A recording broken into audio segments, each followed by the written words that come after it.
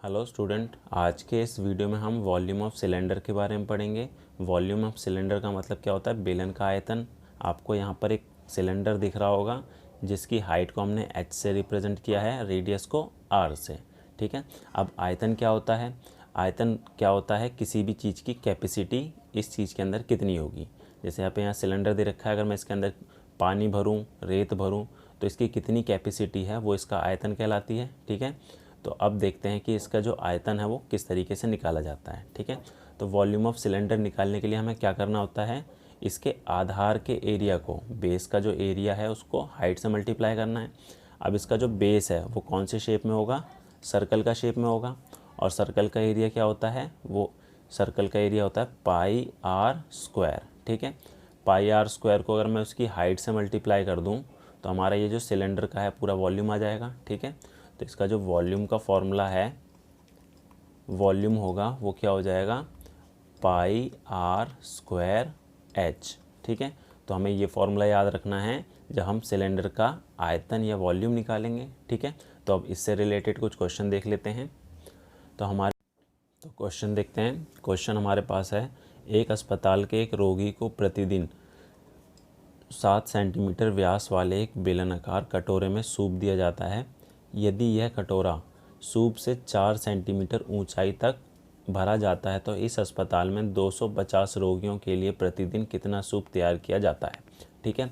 तो हमें यहाँ पर दे रखा है कि ये सूप का एक कटोरा है जिसकी जो व्यास दे रखी है, मतलब कि डायमीटर जो दे रखा है वो है 7 सेंटीमीटर का। और ये कितनी ऊंचाई तक भरा जाता है? मतलब यहाँ से यहाँ तक सूप भरा जाता है तो ये 4 सेंटीमीटर की ऊंचाई तक है। ठीक है। तो हमें बताना है कि 250 रोगियों के लिए कितना सूप बनेगा। ठीक है। तो हमें क्या करना है? इसका आयतन निकालना है क्योंकि इसके अंदर हम सूप भर रहे हैं। ठीक है।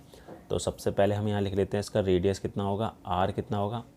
ये व्यास दे रखा है हमें 7, तो रेडियस इसका आधा होता है, तो 7/2 लिख लेते हैं इसे, 7/2 सेंटीमीटर।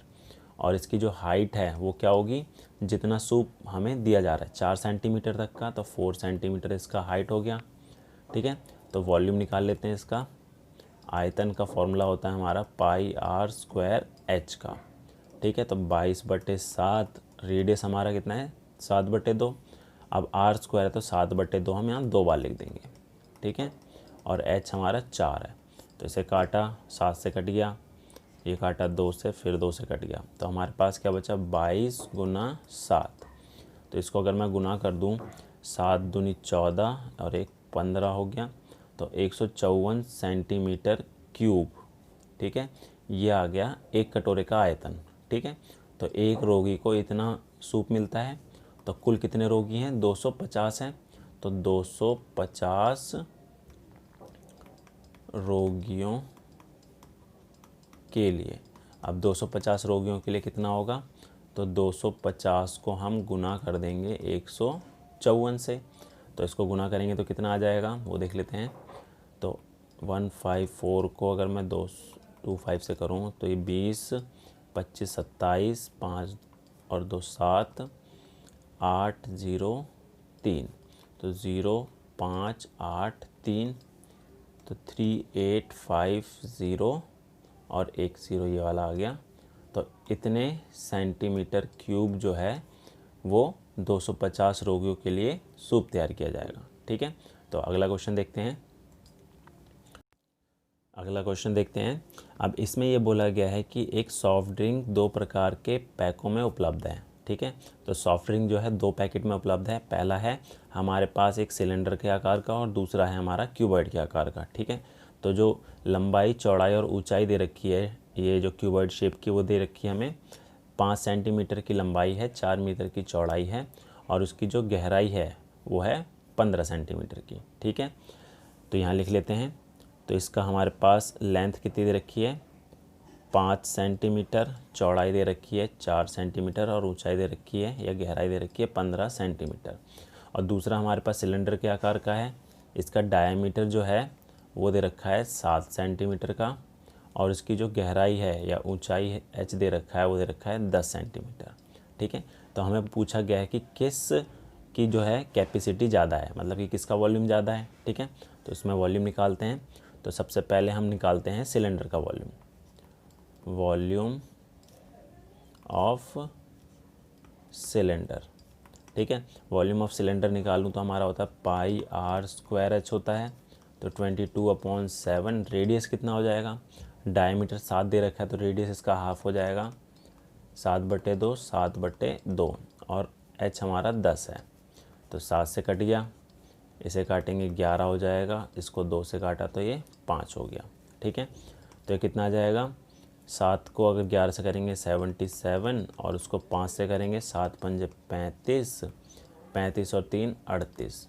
ठीक है, तो इतने सेंटीमीटर क्यूब तो हमारा वॉल्यूम आ रहा है ये सिलेंड्रिकल पैकेट का। ठीक है, अब वॉल्यूम निकालते हैं हम ये क्यूबॉइडल शेप का। ठीक है, तो वॉल्यूम ऑफ क्यूबॉइड का जो होता है हमारा L/B/H होता है।